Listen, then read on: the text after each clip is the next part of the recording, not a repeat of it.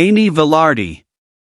Amy Vilardi wakes to another ordinary day, bright plans, quiet confidence, a life moving forward, until one night fractures everything. Her name becomes a whisper in police radios, investigators step into a scene that feels staged yet chaotic, nothing screams at once, everything murmurs at the same time, doors not forced, silence too neat. Amy's world reduced to fragments of routine, texts unanswered, footsteps retraced, neighbors remembering small details too late. Detectives feel it immediately. This is not random, this is personal. Someone knew her rhythm, someone waited. The clock starts ticking as every second without answers sharpens fear, because when a crime leaves so little behind, it means the truth is being carefully hidden. Detectives reconstruct Amy's final hours piece by piece, phone records, rides, movements that seem harmless alone, terrifying together, a ride requested, a route followed, a moment where Amy vanishes from certainty.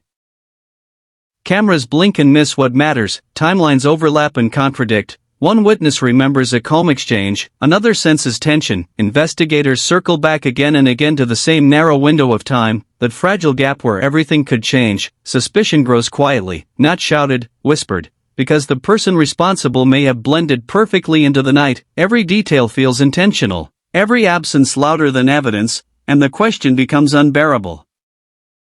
Was Amy targeted long before this moment, or was the danger born in a single decision she never expected to be fatal?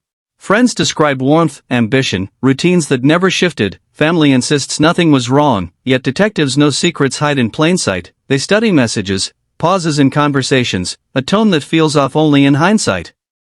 Amy trusted easily, maybe too easily. Investigators debate motive after motive, money, opportunity, chance, nothing fits cleanly. Then a detail surfaces, small, almost invisible, but unsettling, an interaction that should have ended, didn't. The case pivots. Pressure builds, interviews sharpen, the air grows heavy, because someone is lying, not loudly, but carefully, and the closer detectives get to that truth, the more dangerous the silence becomes.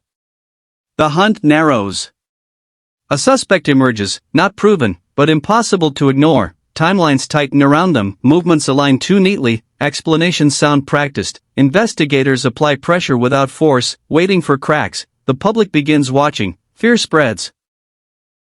Because if this happened to Amy, it could happen to anyone, yet certainty still slips away, evidence refuses to fully lock, one piece contradicts another, doubt creeps back in, detectives argue late into the night, is this a calculated predator, or a tragic chain of moments spiraling out of control? The case teeters on a knife edge, and one wrong assumption could bury the truth forever.